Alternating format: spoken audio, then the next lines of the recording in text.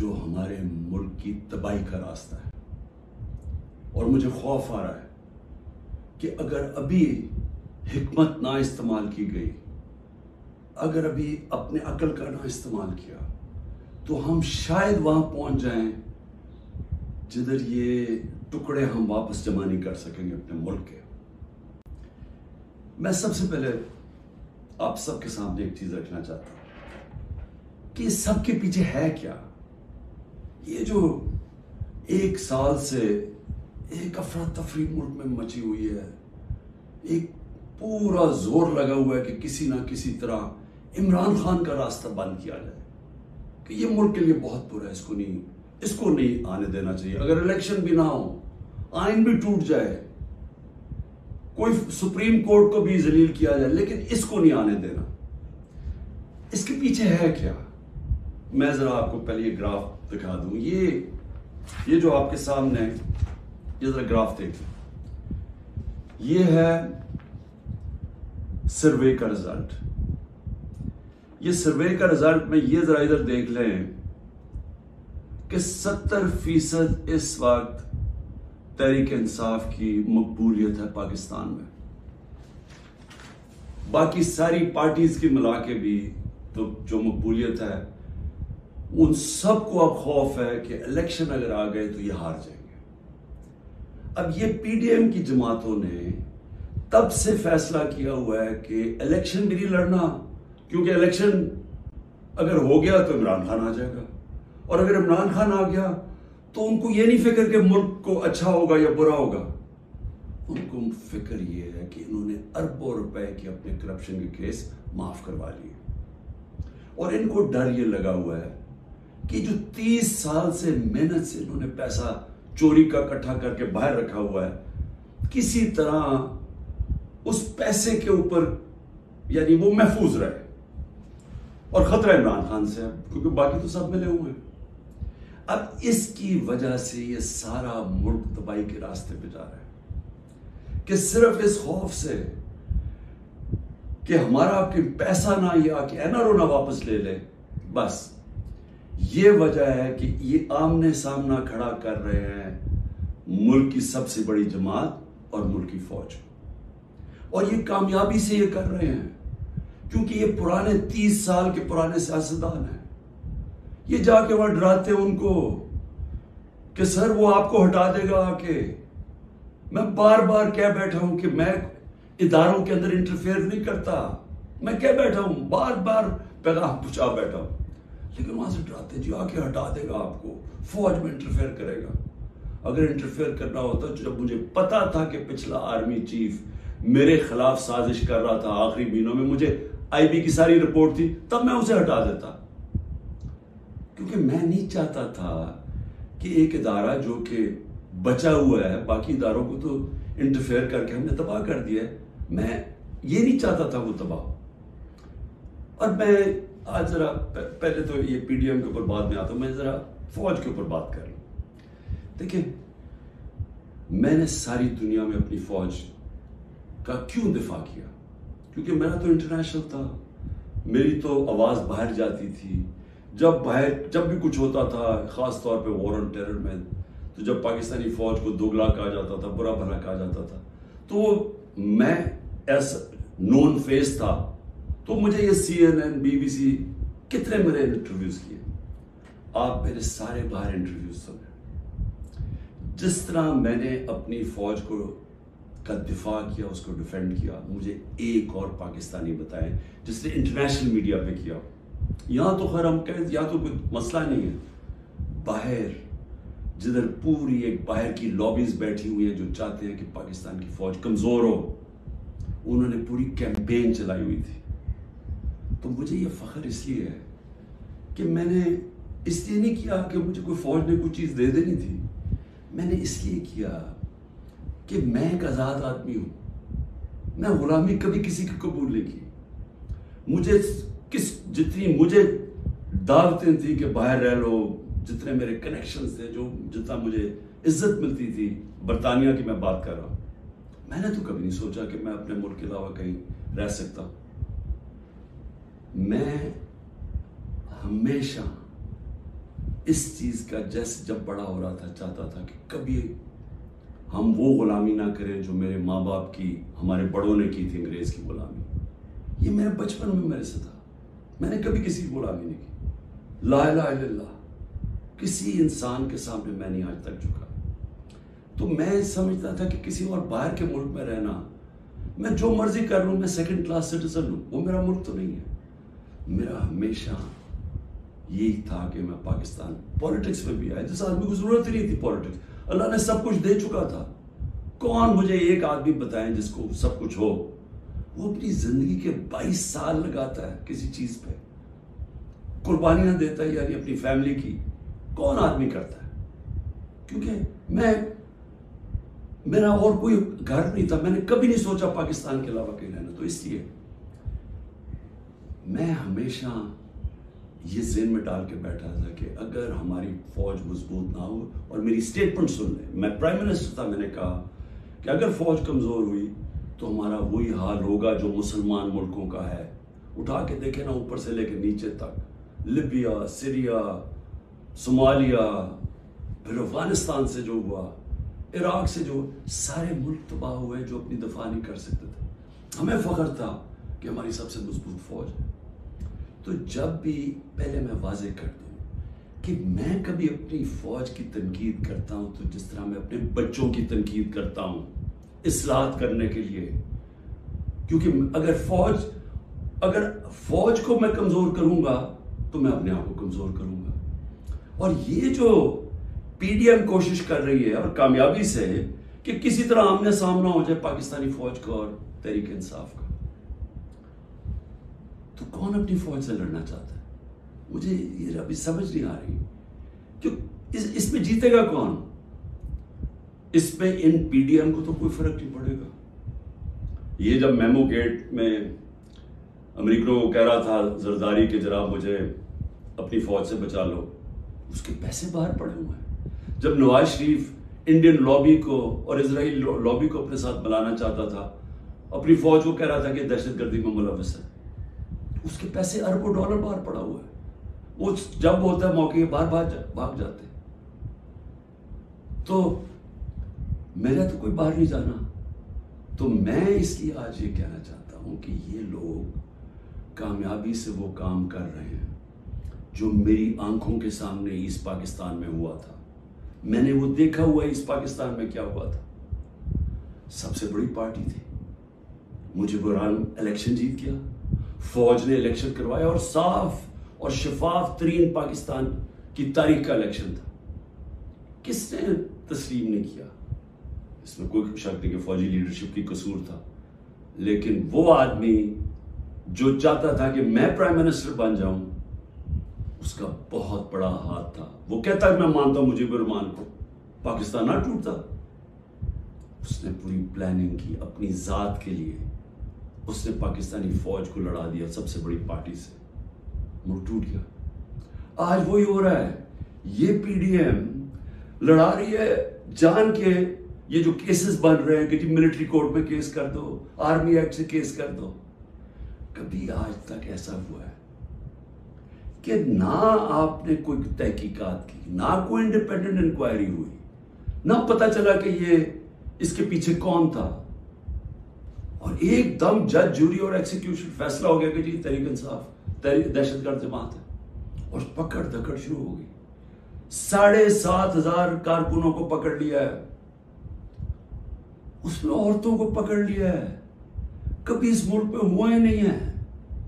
यानी जिस तरह औरतों से बदतमीजी हुई है, ये कब हुआ है यहां इस मुल्क में? और फिर यानी घरों में जाना, रात को सारा घर तोड़ देना, औरतों से धक्के दे रहे हैं औरतों को।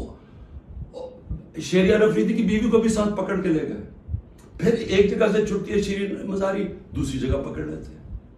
यानी ये क्या हो रहा है? ये तो अपने मुल्क में नफरतें फैलाई जा रही हैं। ये तो जान के ऐसे मुझे लग रहा है कि मैं एक ख्वाब देख रहा हूं, घिनौना ख्वाब, जिसके अंदर एक मुल्क की तबाही देख रहा हूं सामने। ये कौन सा मुल्क इजाजत देता है अपनी इस तरह की तबाही करने के लिए, सिर्फ इन चोरों की खातिर। मैं आज जरा पूछना चाहता हूं, मुझे ये बताएं, तहरीक इंसाफ 27 साल से, मुझे एक जगह बताएं कि इमरान खान ने कहा हो कि किसी किस्म का आप कानून तोड़ें, कानून के बाहर चलें, आइन के बाहर चलें। मुझे एक दफा एक स्टेटमेंट मेरी बताएं 27 साल में, मुझे एक मेरे लीडर की स्टेटमेंट बताएं जो मेरे नीचे है, जो मेरी पार्टी के लिए वो कहे कि जनाब तोड़ दो, घराव करो, जला दो। एक जगह बताएं। मुझे ये बताएं कि जब 25 मई को, अच्छा उससे पहले चले, 9 नवंबर को मुझे 9 अप्रैल को मुझे निकाला पिछले साल, 10 अप्रैल को लाखों लोग सड़कों के ऊपर निकले, किसी ने कोई कुछ किया? किसने कोई जलाया, गिराया, कुछ किया? सबको पता था किसने निकाला है, कुछ हुआ? उसके बाद 25 मई को हम एक पुरअमन मार्च कर रहे हैं, जो 3 लॉन्ग मार्चेस उन्होंने मेरे खिलाफ की थी। हमने इनके खिलाफ एक FIR रजिस्टर की। घरों में घुस घुस के इन्होंने लोगों को पकड़ा, वो पहली दफा शुरू हुआ, जो इन्होंने 3-3 बजे लोगों के घरों में पकड़ के लोगों को मारा, दाड़ा। और पुलिस से पूछे, वो क्या जी नामालूम अफराद से पीछे से हुक्म है। जब पुलिस से क्या, वो जी पीछे से हमें हुक्म है। हमें तशद्दुद किया गया। जब 26 की सुबह को मैं पहुंचा, तो मैंने जब देखा क्या हालात है, मैंने कैंसिल कर दिया धरना, क्योंकि मुझे पता था कि इंतशार होगा। 26 नवंबर 4 लाख लोग पिंडी में जमा हुए। मैं कह सकता था कि हाँ, हम अब इस्लामाबाद की तरफ जाएंगे। मुझे तब पता था कि इंतशार होगा। लोग मायूस हुए, मुझे बुरा भला कहा, मैंने कैंसिल कर दिया। 8 मार्च इलेक्शन रैली निकाल रहे हैं, इलेक्शन अनाउंस हो गया है, परमिशन मिल गई है पुलिस से, रैलीज आ रही है, एकदम सारी जगह police, water cannons, tear gassing. मैं घर में इंतजार करूं रैलीज की, तो एकदम पता चला, अच्छा टीवी पे ब्लैकआउट कर दिया। एक तो हमें मीडिया से बाहर निकाल दिया, सबसे बड़ी पार्टी को मीडिया के अंदर ब्लैकआउट किया हुआ है, तो मुझे पता ही नहीं कि मैं टीवी देख रहा हूं, मुझे पता ही नहीं। मुझे पता चलता है कि वो टीयर गैस, उसी वक्त मैं कैंसिल करता हूं अपनी रैली। मैं कहता हूं आज नहीं करेंगे, अगले दिन अप्लाई करते हैं, क्योंकि इलेक्शन हो गया, इजाजत नहीं मिलती, रैली नहीं करता। उससे अगले दिन जब इजाजत मिलती है, रैली करता। और उसके अंदर 8 जिले शाह का कत्ल किया, लोगों को मारा, बाजू टूटे, कुछ किया, एक इलीगल एक्ट किया। फिर मेरे घर पहुंच गए 14 मार्च को मेरे घर पहुंच गए जी। आपने वहां पहुंचना है, वहां अदालत में इस्लामाबाद, मैं श्योरिटी बॉन्ड दे देता हूं, नहीं करते। 24 घंटे मेरे घर पे हमला होता है, किसी पॉलिटिकल लीडर पे हुआ। उसके बाद मैंने कहा कि जला दो, गिरा दो, कोई मैंने कहा कि अटैक करो गवर्नमेंट बिल्डिंग्स को, रेंजर्स भी थे, फौज को, कहीं मैंने कहा। उसके बाद 18 को मैं जाता हूं, जब मैं उधर जाता हूं मेरे घर पे हमला, बत्तरबंद गाड़ी दरवाजा तोड़ के मेरा घर लूट लेते हैं, मेरी बीवी बेचारी अकेली होती है। उसके बाद मैंने कहा कि अटैक करो इनको, पकड़ो इनको, इनके खिलाफ करो, जलाओ। फिर जब मेरे ऊपर पूरा मुझे कत्ल करने की साजिश होती है वहां जुडिशल कॉम्प्लेक्स में, अल्लाह ने पता नहीं मुझे कैसे बचाया। तो जब मैं वहां से बचता हूं, क्या तब मैं कहता हूं कि इनसे बदला लो, कुछ करो, क्योंकि अंदर तो सारे रेंजर्स थे, नामालूम अफराद थे अंदर उसके, मुझे तो पता था कौन है। क्या मैं कोई स्टेटमेंट देता हूं कि अटैक करो इनको? तो मैं समझने की कोशिश कर रहा हूं कि जब ये मुझे पकड़ते हैं वहां से, मैं सुबह 9 मई को जाने से पहले कहता हूं कि अगर वारंट है तो मैं तैयार हूं अरेस्ट देने के लिए, मेरी स्टेटमेंट है। और मैंने कहा कि इसके कॉन्सिक्वेंसेस हो सकते हैं अगर आपने मुझे इस तरह उठाया, आपको तैयार होना चाहिए, क्योंकि मुझे उस दिन पता था इन्होंने कुछ करना।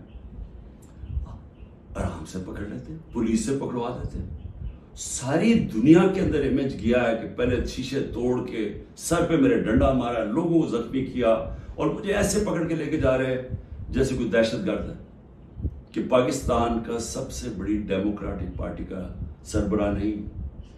12 इलेक्शन असेंबली में मैं नेशनल असेंबली के जीता हूं, जो वर्ल्ड रिकॉर्ड है। ऐसे लेके जा रहे हैं जैसे मैंने कोई जुर्म, मैं कोई दहशतगर्द हूं। अब उसके जो इमेजेस थे उसका रद्द-ए-अमल आना था। और यहां मैं कहना चाहता हूं कि ये पूरी साजिश हुई है, इन्होंने बड़ी प्लानिंग के तहत किया। हमारे पास अब सारी एविडेंस आ गई है, हम अदालत पे जाने लगे हैं कि जुडिशल कमीशन बनाई जाए, तहकीकात की जाए कि एक पार्टी ने इतनी अपनी तवील स्ट्रगल में, जब उसने कभी वायलेंस की तरफ गई ही नहीं है, तो वो एकदम ये कैसे जाके जलाना शुरू होगा। और इसको तो, इसके ऊपर तो सबसे पहले आईजी पंजाब को बुलाएं, ये जो जिना हाउस में हुआ है। ये हम वहां, वो लोग बता रहे हैं, मैं जब उधर था पुलिस लाइंस के अंदर उन्होंने मुझे रखा हुआ था, तो वहां जब मुजाहिरीन आए तो वो भी इतनी दूर थे तो पुलिस ने उनके ऊपर अटैक कर दिया, शेलिंग कर दी। तो यहां लिबर्टी से लोग जा रहे हैं उधर, तो किधर थी पुलिस? ये किसने किया है? अगर इसकी सही तहकीकात हो जाए तो पता चल जाएगा इस साजिश के पीछे कौन था, कौन उसको इस्तेमाल करना चाहता था एक पूरी पार्टी को बैन करने के लिए, कलादम करने के लिए। ये जो 7,000 7,500 लोग जेलों में डाला है, ये पहले से प्री प्लान था। उसको बहाना मार के तो सारी पार्टी को जेल में डालना था। और फिर ये जो लोगों को कहा जा रहा है कि जी अब पार्टी छोड़ दे, ये जो अनाउंसमेंट्स हैं, मुझे ये समझ नहीं आ रही कि क्या जो ये कर रहे हैं उनको समझ आ रही है कि ये पाकिस्तान किधर जा रहा है। क्योंकि पीडीएम तो चाहती है ये, वो जो लंदन में बैठा हुआ है उसको कोई फर्क नहीं पड़ रहा कि मुल्क का इदारे जाए, आइन जाए, मुल्क की फौज बदनाम हो, उसको कोई फर्क नहीं पड़ रहा, क्योंकि उसने खुद फौज बड़ी बदनाम की हुई है पहले, उसको नहीं फर्क पड़ रहा। फर्क हम सबको पड़ रहा है। ये जो जिनका जीना मरना है पाकिस्तान में, खौफ हमें आ रहा है इस चीज का। और ये मुझे अफसोस से कहना पड़ता है कि इसके अंदर अगर कोई ये समझ रहा है कि इस स्ट्रैटेजी से कोई एक सबसे बड़ी पार्टी खत्म हो जाएगी, वो पार्टी इसलिए नहीं खत्म हो सकती। जरा फिर से ये देख लें, जिस पार्टी के पास 70% उसकी मकबूलियत हो मुल्क में, आप उसको खत्म नहीं कर सकते। लोग भी छोड़ दें, लोगों को जो भी कहें उनको छुड़वा भी दें कि जी हम नहीं जा रहे, प्रेशर डाल के, उससे पार्टी नहीं खत्म होने लगी। पार्टी का टिकट फिर भी जीतेगा। ये जो रास्ता है, ये तो पाकिस्तान की तबाही है। और सिर्फ ये जो बाकी पीडीएम, ये जो रेलू कटे हैं, जिनका ना वोट बैंक है ना कुछ है, जो मजे ले रहे हैं इक़्तिदार के, ये सिर्फ ये इनकी कोशिश ये है कि फौज को पाकिस्तान की सबसे बड़ी पार्टी से लड़ाया जाए। ये है साजिश। सो मेरी आपसे रिक्वेस्ट है, मेरे अपने पाकिस्तानियों से, कि देखिए ये वक्त है कि हम सब जागे कि क्या हो रहा है। ये जो खौफ और हरासा फैलाया जा रहा है, इसका सिर्फ एक ही मकसद है कि लोग चुप करके बैठ जाएं। ये जो औरतों से कर रहे हैं, यानी मैं फिर से ये कहना चाहता हूं कि मुझे तो अभी समझ नहीं आ रही कि ये हम कौन सी दुनिया में हैं। हमारे मुल्क, हमारी जो दीन है, हमारी तो रवायतें, चादर और चार दीवारी, मैंने तो कभी ऐसा नहीं देखा। मुझे सिर्फ एक ही चीज समझ आ रही है कि ये कोई खौफ पैदा करना चाह रहे हैं। और मुझे डर ये है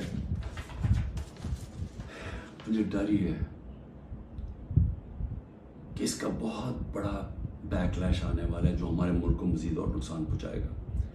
अभी तक कोई जो बात नहीं कर रहा, सरकारी बिल्डिंग्स की बात कर रहा, और मैं जब कहा हमने इंशाल्लाह हाई कोर्ट में जा रहे हैं कि जुडिशल कमीशन फौरी बनाई जाए, क्योंकि हमारे पास अब सबूत आ गए। हर जगह हमें लोग नजर आए जो हमारी पार्टी के नहीं थे, जिनके पास बंदूकें भी थी, पिस्टल भी थे, जो आगे कह रहे थे कि अटैक करो कोर कमांडर हाउस। मियाँ वाली के लोग इतने खुश थे, वो जो हमारा जहाज चौक जैसे कहते थे, वो किससे जलाया? वो तो सारे एक मेरा कारकुन कह रहा है कि जब उनको पता चला उन्होंने रोकने की कोशिश की। कोई नामालूम अफराद थे इसमें। तहकीकात होनी चाहिए, जिस तरह जिना हाउस, रेडियो पाकिस्तान कैसे जल गया? आप देखें, मुजाहरा कहीं और हो रहा है, रेडियो पाकिस्तान उधर जल जाता है, उधर तो बंदा ही नहीं कोई होता। और आजकल तो फेस रिकग्निशन हो सकती है नादरा के जरिए, पता चल सकता है कौन है। तो इसके लिए इंडिपेंडेंट तहकीकात चाहिए। मैं जरा सिर्फ अभी गिरा दूं, अब तक 25 लोग शहीद हो चुके हैं। दुनिया में 25 लोग शहीद हो जाएं, कोई सोच रहा है कि किस तरह पुरअमन एहतजाज करने वालों को गोलियां मारी गई, सीधी सीधी गोलियां मारी गई हैं। 25 अब तक शहीद हो चुके हैं और सबसे ज्यादा खतरनाक 700 लोग इस वक्त गोलियों की बूंद से गोलियां लगी हुई जिनको अस्पतालों में 700। अब तक 7,500 हमारे कारकुनों को जेलों में डाला हुआ है, 7,500, जिसमें मैंने कहा ख्वातीन की भी एक तादाद है। और हमें सबसे ज्यादा खौफ है कि उनसे बड़ा बुरा बर्ताव किया जा रहा है। और